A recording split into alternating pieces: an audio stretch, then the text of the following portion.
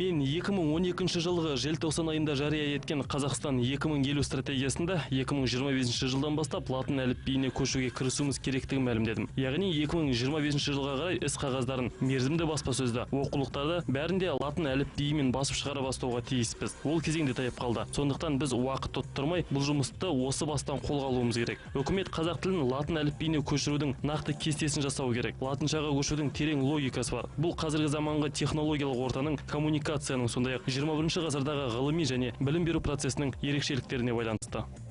Нұрсұлтан Назарбаев 6 бағытта кешенді шаралардың басталғанын айтты. Біріншісі латын әліпбиіне көшу. Бұл кириллицадан кетіп қалып, тек қана осы басқа жаққа кетейік деген саясаттан шығып отырған жоқ. Түбегейлі мәселе. Мысалы, кириллицаның ішінде бізге грамматикамызда, сөздігімізде керек емес әріптер бар. Мысалы, қазақта ш деген сөз жоқ, я деген сөз жоқ.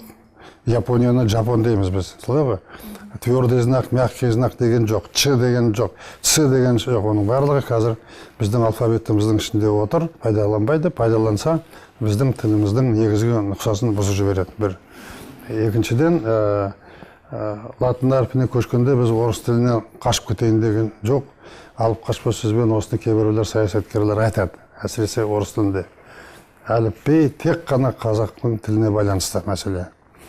Орыстың тілінде кириллицада орыс басылымдары шыға береді. 22 жылдан бастап бірінші сыныптан түгел соған көшсек, сонда ары кете беретін болады. Бұл үлкен саяси мәселе. Барлық елдерде солай болған.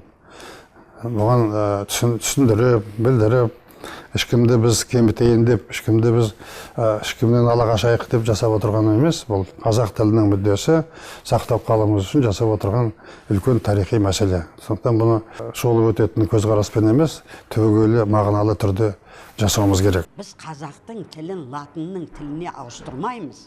Біз қазақтың тілінің өзінің әуезділігі де, мәнділігі де, шырайлылығы да сақталып қалу керек. Ең негізгі әліпбиді де қазақ әліпбиін латын әліпбиіменен таңбалау ғана.